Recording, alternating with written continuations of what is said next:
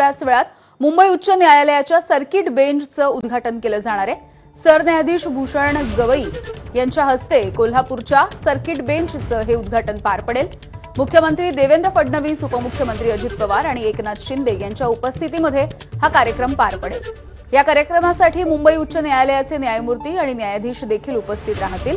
गेल्या 42 वर्षांपासून कोल्हापूरमध्ये सर्किट बेंच व्हावं यासाठी लढा सुरू होता आणि अखेर याला यश मिळाल्यामुळे कोल्हापूरसोबतच सांगली, सातारा, सोलापूर, रत्नागिरी, सिंधुदुर्ग अशा 6 जिल्ह्यामधल्या नागरिकांना याचा मोठा फायदा होईल। मुंबई उच्च न्यायालयामध्ये पेंडिंग असलेल्या 6 जिल्ह्यामधल्या जवळपास 70,000 केसेस आता सर्किट बेंचमध्ये चालवल्या जाणार आहेत। दरम्यान याचाच आढावा घेतलाय आमचे प्रतिनिधी विजय केसरकर यांनी। कोल्हापूरकरांसाठी आज आनंदाचा दिवस आहे, कारण तब्बल 42 वर्षांच्या लढ्याला आज कोल्हापूरकरांना यश आलेलं आहे। कारण कोल्हापूरच्या सर्किट बेंचचं आज उद्घाटन होणार आहे।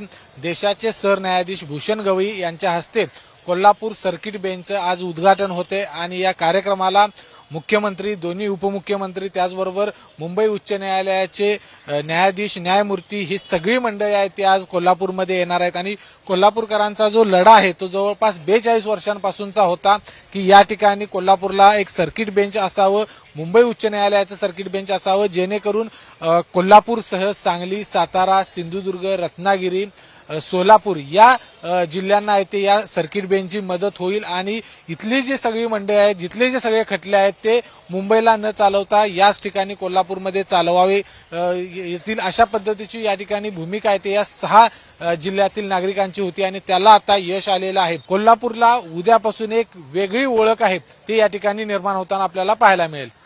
कॅमेरामन निलेश शेवाळ्यासह विजय केसरकर, एबीपी माझा, कोल्हापूर।